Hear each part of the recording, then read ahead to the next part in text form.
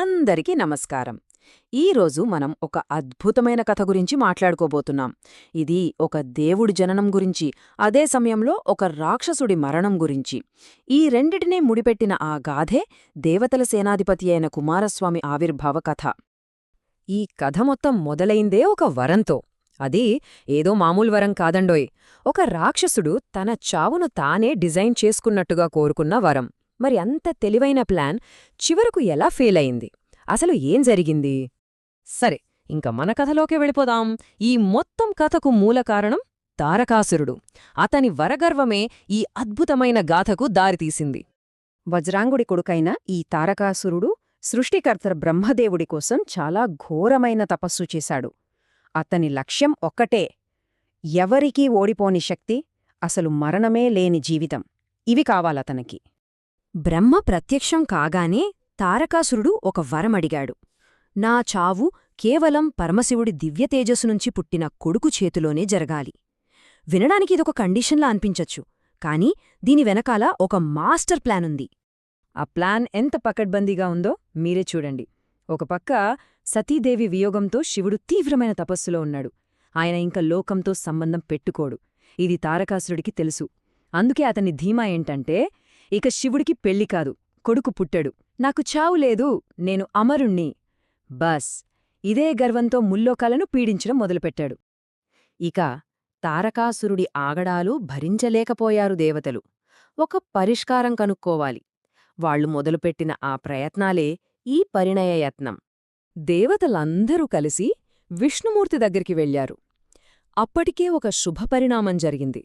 సతీదేవి హిమవంతుడి కూతురు పార్వతిగా మళ్ళీ పుట్టింది. సో ప్లాన్ ఏంటంటే, శివుడి తపస్సును భంగం చేయాలి, పార్వతి ఆయన మనసు గెల్చుకునేలా చూడాలి. ఈ పనికి ఎవర్ని పంపాలి?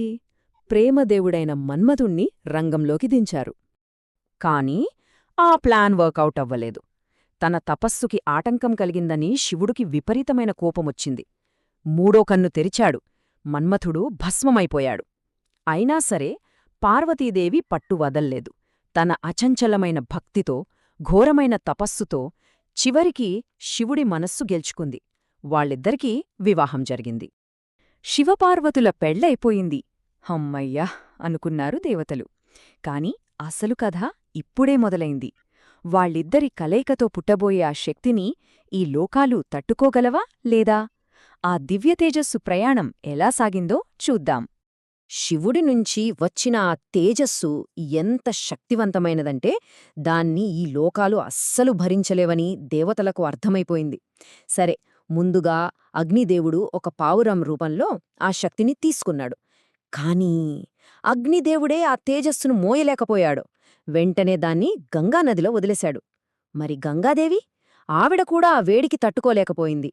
చివరికి ఆ తేజస్సును హిమాలయాల్లోని శరవణ అనే రెల్లు పొదల్లోకి చేర్చింది. అలా ఎన్నో దశలు దాటిన ఆ దివ్య తేజస్సు ఫైనల్గా ఒక రూపాన్ని సంతరించుకోడానికి సిద్ధమైంది. ఇక్కడే మన కథానాయకుడు పుట్టబోతున్నాడు. ఏమైందో తెలుసా? ఆ శరవణ పొదల్లో ఆ దివ్య తేజస్సు 6 భాగాలుగా విడిపోయింది.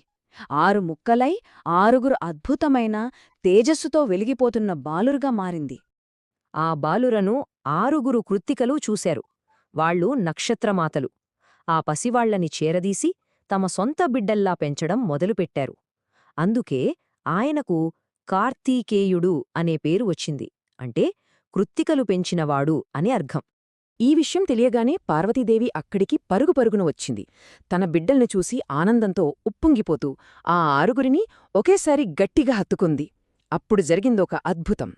ఆ 6 శరీరాలు ఒక్కటైపోయాయి. కలిసిపోయి 6 తలలు 12 చేతులతో ఒకే దివ్యరూపంగా అవతరించాయి. 6 ముఖాలతో ఉన్న ఈ దివ్యరూపం వల్లే ఆయనకు షణ్ముఖుడు అనే పేరు కూడా వచ్చింది. అంటే 6 ముఖాలు కలవాడు అని. సరే, జననం పూర్తయింది.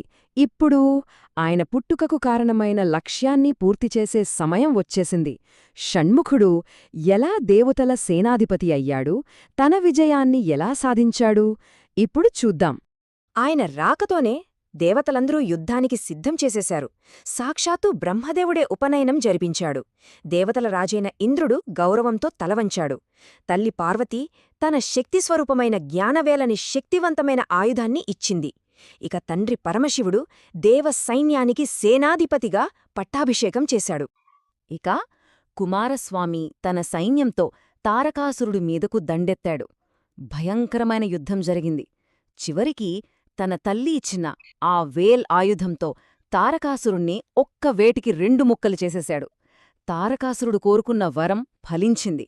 అతని కథ ముగిసింది. అయితే ఆగండి, కథ ఇక్కడితో అయిపోలేదు. ఒక చిన్న ట్విస్టుంది. చనిపోయిన ఆ రాక్షసుడి 2 ముక్కలు ఆశ్చర్యంగా ఒకటి నెమలిగా ఇంకొకటి కోడిపుంజుగా మారిపోయాయి. అంటే ఇది కేవలం చంపడం కాదు, ఒక రకంగా అనుగ్రహించడం కూడా. ఆ మార్పు ఎంత అద్భుతమంటే తారకాసురుడిలో ఒక భాగమైన నెమలి కుమారస్వామికి వాహనంగా మారింది. 2వ భాగమైన కోడిపుంజు ఆయన జెండా మీద చిహ్నంగా నిలిచింది. చూశారా? ఒకప్పుడు బద్ధశత్రువు ఇప్పుడు స్వామిలోనే ఒక భాగమైపోయాడు. అసలు ఈ కథలో ఉన్న అసలు అంతరార్థమేంటి? ఇక్కడ శివతేజస్సు అంటే కేవలం ఒక శక్తి కాదు, అది జ్ఞానానికి ఒక సింబల్. ఆ జ్ఞానమనేది అగ్ని, గంగా, శరవణం ఇలా ఎన్నో కష్టమైన స్టేజెస్ దాటితేనే గాని పరిపూర్ణంగా మనకందదు. చివరగా ఒక ప్రశ్నతో ముగిద్దాం.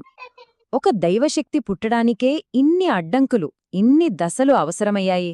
మరి అలాంటప్పుడు ఒక మనిషి పరిపూర్ణమైన జ్ఞానాన్ని సంపాదించాలంటే దానిక్కూడా ఇంత సుదీర్ఘమైన, కఠినమైన ప్రయాణం అవసరమేమో కదా?